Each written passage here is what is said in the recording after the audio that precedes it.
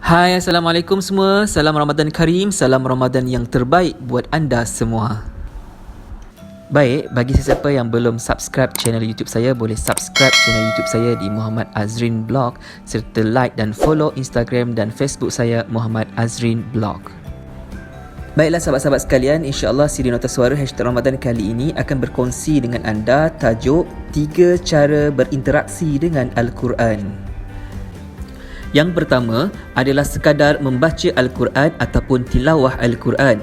Setiap kali kita membaca Al-Quran, maka akan ada 10 kebaikan yang Allah ganjarkan. Ini adalah perkara yang paling ringan dalam kita berinteraksi dengan Al-Quran.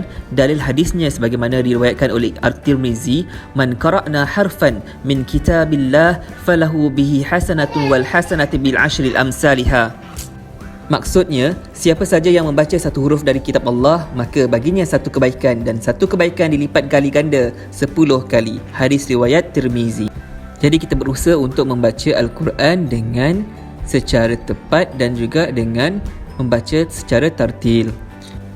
Seterusnya yang kedua, setelah kita mampu membaca dengan tartil, maka sebaiknya kita memahami isi Al-Quran ataupun dengan mentadabbur. Kerana Al-Quran diturunkan sebagai petunjuk bagi manusia seperti mana dalam surah Al-Baqarah ayat ke-185, bahawa Al-Quran diturunkan bukan sekadar untuk dibaca tetapi untuk difahami. Jadi memahami dengan tilawah maksudnya adalah kita membaca Al-Quran beserta tafsirnya, dan tilawah itu baca, faham, kemudian kita kena amalkan. Orang yang membaca dengan tilawah maka pahalanya lebih banyak daripada yang sekadar hanya membaca Al-Quran.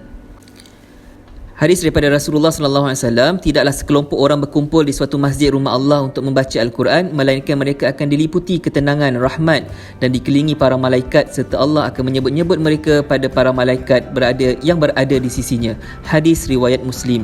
Jadi bila mana kita membaca Al-Quran dengan tilawah, yatslunal kitab Allah akan memberikan ketenangan, rahmat dan dikelilingi para malaikat.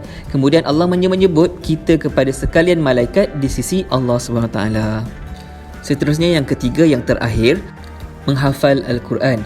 Setelah mana kita membaca dan kemudian kita memahami, mentadabbur Al-Quran, jadi baiklah untuk kita menghafal Al-Quran.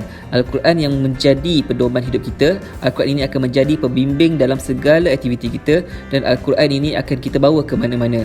Sebagaimana hadis, perumpamaan orang yang membaca Al-Quran sedangkan ia menghafalnya, maka ia akan bersama dengan para malaikat yang mulia. Sedangkan perumpamaan orang yang hanya sekadar membaca Al-Quran dengan tekun dan ia mengalami kesulitan atasnya, maka dia akan mendapat 2 ganjaran pahala. Hadis riwayat Bukhari. Jadi mudah-mudahan kita mampu untuk mencari masa menghafal Al-Quran di dalam bulan Ramadan ini, dan kita menghafal Al-Quran secara tilawah dan kita cuba menghafal bersama dengan ahli keluarga kita, maka kita mudah-mudahan akan termasuk bersama dengan orang-orang yang menghafal Al-Quran, pandai membaca Al-Quran, memahami Al-Quran dan juga mengamalkan Al-Quran. InsyaAllah bersempena dengan nuzul Al-Quran ini, mudah-mudahan kita menjadikan Al-Quran teman karib kita, kerana Al-Quran ini akan kita bawa sehingga ke hari akhirat, dan mudah-mudahan Al-Quran ini menjadi syafaat kita di hari akhirat insya-Allah. Dan sesungguhnya telah kami mudahkan Al-Quran untuk pelajaran, maka adakah orang yang mengambil pelajaran? Surah Al-Qamar surah ke-54 ayat ke-17. InsyaAllah mudah-mudahan di dalam bulan Ramadan ini bersempena dengan nuzul Quran, kita sama-sama terus membaca Al-Quran. Sampai berjumpa lagi di sini Nota Suara #Ramadan yang akan datang. Assalamualaikum, salam Ramadan Karim.